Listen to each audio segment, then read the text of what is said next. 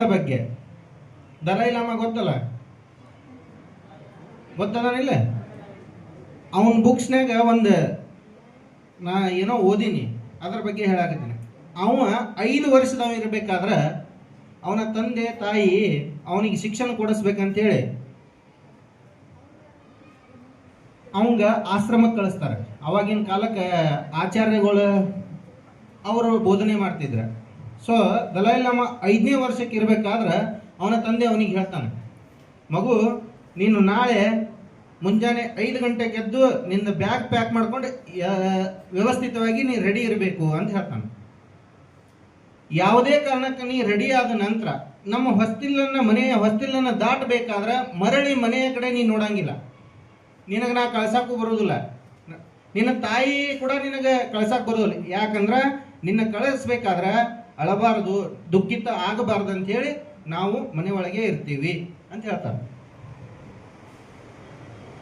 Ready ಆಗ್ತಾನ ನಾವು. Morning ಬೇಗ ಎದ್ದು ಬ್ಯಾಗ್ ಪ್ಯಾಕ್ ಮಾಡ್ಕೊಂಡು 5ನೇ ವರ್ಷದ ಮಗು ಇದ್ದಾಗ ರೆಡಿ ಆಗ್ತಾನ. ಅವ್ರ ಮನೆಯಾಗಿರುವಂತ ಆಳ ಅವನಿಗೆ ಕರ್ಕೊಂಡು ಕುದುರೆ ಮ್ಯಾಗ ಹತ್ತಿಸ್ಕೊಂಡು ಹೋಗ್ಬೇಕಂತ ರೆಡಿ ಆಗ್ತಾನ. ಅವಾಗ ಅವನಿಗೆ ಒಂದು ಕಂಡೀಷನ್ ಆಗ್ತಾನ, ಯಾವುದೇ ಕಾರಣಕ್ಕೂ ನೀನು ಆ ಆಶ್ರಮಕ್ಕೆ ಕಲೀಲಿಕ್ಕೆ ಹೋಗ್ಬೇಕಾದ್ರೆ ವಾಪಸ್ ತಿರುಗಿ ಮನೆ ಕಡೆ ನೋಡಿದೆ ಅಂದ್ರೆ ನಿನಗೆ ಮನೆಗೆ ಸೇರಿಸ್ಕೊಳಂಗಿಲ್ಲ. ನೀ ಮನೆಯ ಹೊರಗ. ನಾವು ಬಂದಂತಹ ಕಾರಣಗಳು ಹಿಂಗೆ ಅದಾವು. ನಮ್ಮಲ್ಲಿ ಒಂದು ಪದ್ಧತಿ ಐತಿ, ಮನೆಯಿಂದ ಹೊರಗೆ ಹೋಗ್ಬೇಕಾದ್ರೆ ಸಂಪೂರ್ಣ ಶಿಕ್ಷಣ ಪಡೆದ ಮ್ಯಾಗ ಬರ್ಬೋದು. ನೀ ಶಿಕ್ಷಣ ಕಲಿಯಕ್ಕೆ ಹೋದಾಗ ವಾಪಸ್ ತಿರುಗಿ ನೋಡಿದೆ ಅಂದ್ರೆ ಮನೆಗೆ ಸೇರಿಸ್ಕೊಳಂಗಿಲ್ಲ ಅಂತ ಅವ್ನಿಗೆ ಹೇಳಿರ್ತಾರೆ. ಆ 5ನೇ ವರ್ಷಕ್ಕೆ ಅವನಿಗೆ ಈ ರೀತಿಯಾದ ಕಟುವಾದಂತಹ ಮಾತುಗಳನ್ನು ಅವನಿಗೆ ಬೋಧಿಸ್ತಾರೆ ತಂದೆ.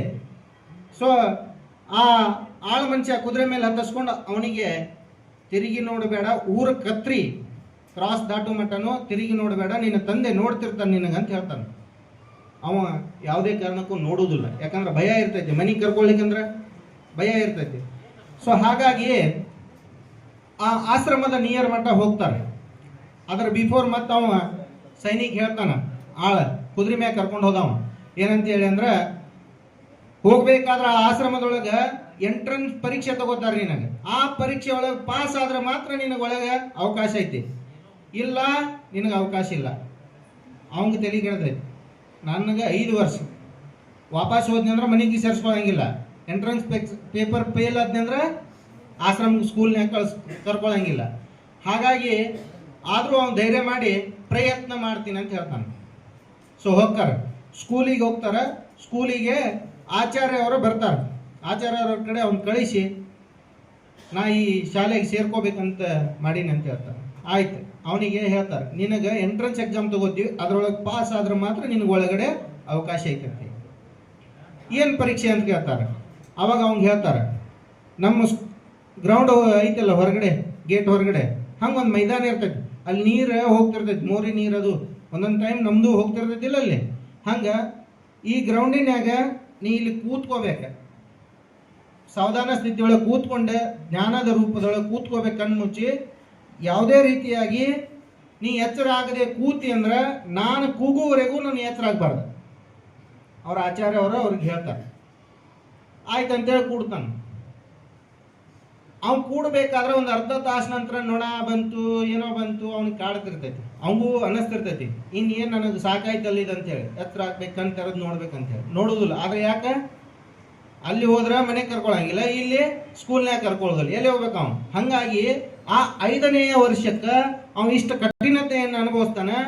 ಅವಾಗ 1 ತಾಸಾತು, 2 ತಾಸಾತು, 3 ತಾಸಾತು, ಸತತ 5 ತಾಸು ಆಗ್ತೈತಿ.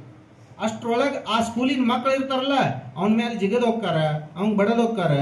ಆದ್ರೂ ಎತ್ತರ ಆಗುದಿಲ್ಲ. ಮನಸ್ನಾಗ ಅನಿಸ್ತಿರ್ತೈತಿ ಅವಂಗ, ಬಟ್ ಕಾಡ್ತಿರ್ತೈತಿ. ಏನಂತೇಳಿ ಮನೆಗೂ ಕರೆಸ್ಕೊಳಂಗಿಲ್ಲ, ಸ್ಕೂಲ್ನಾಗೂ ಇಟ್ಕೊಳಂಗಿಲ್ಲ.